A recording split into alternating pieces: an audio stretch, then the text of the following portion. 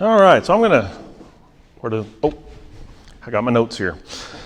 And forgive me if I talk a little fast, but since our last meeting, I learned something, and I have been just chomping at the bits to share some new knowledge, because it kind of blew my mind when I realized how long I've been wrong about something. But really, before I get into that, let me ask a question. And Sharon and I kind of just now touched on this, but why do I do this? Why do I get up here and talk? Well, I think she kind of stole my answer. Were you reading my notes? Because I haven't had her. If you don't know your rights, you don't know when they've been stolen, right? That's why I do that. That's why I get up here and I talk. That's why I post the things I do, because if we don't know our rights, we don't know when they're gone. We don't realize that they've taken them from us. And now, if you watch the mainstream media or even are active on social media, you might see that there's some people that would tell you that me and people like me are anti-government at worst, or at best, associate with those that are anti-government. Do they not realize I work for the government? That seems a little odd. And what am I teaching on? I'm teaching on the structure, the foundation, the framework of our government. Does that sound like somebody who's anti-government? No, actually, if anything, I would relate to a statement that Abraham Lincoln gave in one of his speeches, and some of y'all may have heard me talk about this one before, where in one of his speeches, Abraham Lincoln said, the people are the rightful masters of both Congress and courts, not to overthrow the Constitution, but to overthrow the men who pervert it. That's right. Now, if I'm here to overthrow the men who pervert the Constitution, you consider anti-government, then maybe I am. So, what we're going to talk about tonight, and it may seem a little repetitive because we've heard some of this talk before, what form of government do we have? And if anybody is wondering what we do, guess what? We kind of gave it away. Just a while ago, we all were here when we stood up, when we faced the flag and said, I pledge allegiance to the flag of the United States of America and to the democracy for which it stands. Oh, no, I don't think anybody said that, right? No, to the republic for which it stands, right? We all know this, but even Tucker Carlson got that one wrong recently. He talked about our great democracy. So even the conservatives sometimes get that wrong. That's not our form of government. I actually did an internet search on forms of government, and it didn't take me long to see that, most sites that I went to said there were between 4 and 16 different forms of government. I actually compiled a list of 32 different forms of government that I was able to find online in pretty fast order searching online. And I thought, okay, so 32 forms of government. But now, Thomas Paine, he wrote a book back in 1792 called The Rights of Men. And according to Thomas Paine, there are only 4 types of government. There's democracy, aristocracy, monarchy, and representative. And I think if you go through that list of 32 forms of government that I found, each one of those will probably fall under as a subclass of one of those 4 basic forms of government. And we are, as we know, a republic, right? And we even see that in the U.S. Constitution, Article 1, Section 4, where it says, the United States shall guarantee to every state in this union a republican form of government. The Texas Constitution, Article 1, which is the Bill of Rights, Section 2, inherent political powers of a republic form of government, says all political powers is inherent in the people, and all free governments are founded on their authority and instituted for their benefit. Remember that line, tuck that away, we're going to talk about that in a little bit. Instituted for their benefit. The faith of the people of Texas stands pledged to the preservation of a republican form of government, and subject to this limitation only, that they have at all times the inalienable right to alter, reform, or abolish their government in such manner as they may think expedient. Our own Constitution is telling us that we can change it if we think what we have isn't working. So what is a republic? Now, I can tell you, I always thought until about 3 months ago that republic, representative form of government, republic, it was the same thing. And some of you are probably sitting here thinking, you mean it's not? So, referring back to that book by Thomas Paine, he kind of clarifies that. And before I get to that, so let's think of what nations have republic in their name. Okay, so there is the Central African Republic, Democratic Republic of Congo, Dominican Republic, Republic of Korea, which is South Korea. You may remember the East German government was the German Democratic Republic, the Union of Soviet Socialist Republic, the United States, Mexico, India, France, Kenya, Peru, Indonesia, even Poland, when they had a king, called themselves a republic. So is a republic a representative form of government? So let's dig into this just a little bit. Thomas Paine actually says in The Rights of Men, he says, what is called a republic is not a particular form of government. It is wholly characteristical of the purport, manner, or object of which the government ought to be instituted and on which it is to be employed. Res publica, which is the Latin for republic, res publica, the public affair or public good, or literally translated, public thing. It is a word of good original referring to what ought to be the character and business of government, and in that sense is naturally opposed to the word monarchy. So he says a res publica is a government instituted for the good of the people. He goes on to say that every government that does not act on the principle of republic, or in other words, that does not make the res publica its whole and sole object, is not a good government. Republican form of government is no other than established to conduct for the interest of the public, as well individually as collectively. It is not necessary to be connected with any particular form, but is most naturally associates with the representative form of government as being calculated to secure to this end which a nation is at expense of supporting it. So he's telling us that a representative form of government may not necessarily be identical with a republic, but it most associates. So if you want a government that supports the rights of the people, a representative form of government is the one most naturally aligned to further that end. So how's that working out for us? Are we happy with our government right now? Oh, this is where they think I'm anti-government, isn't it?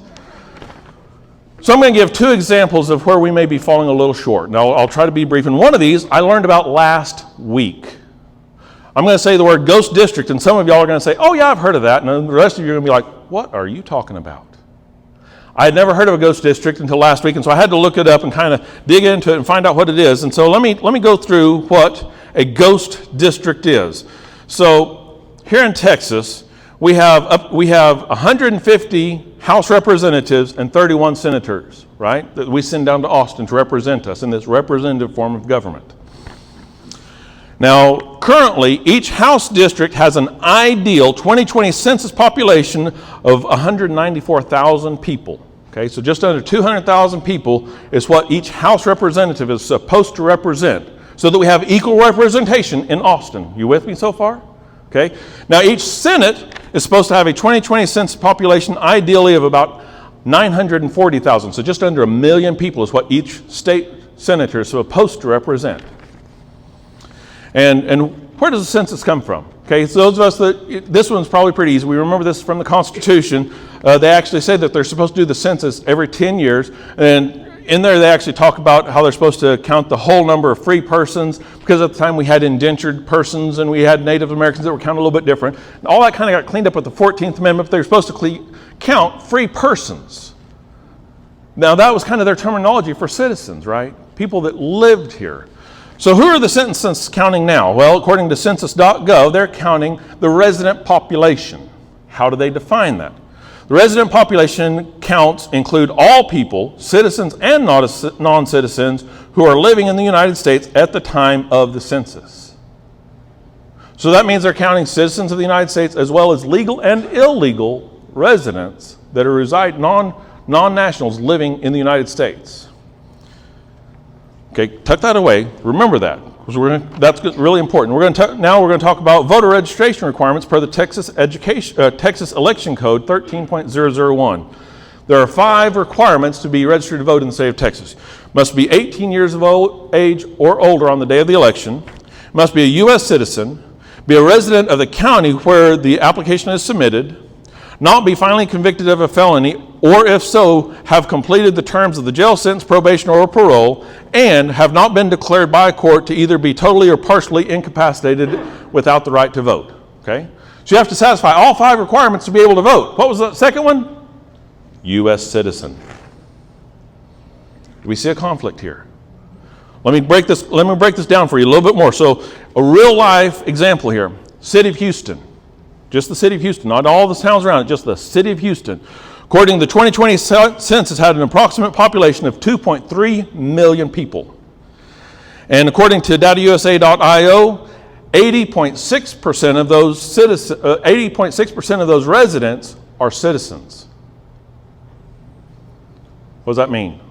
Almost 20% of Houston's population are not citizens of the United States.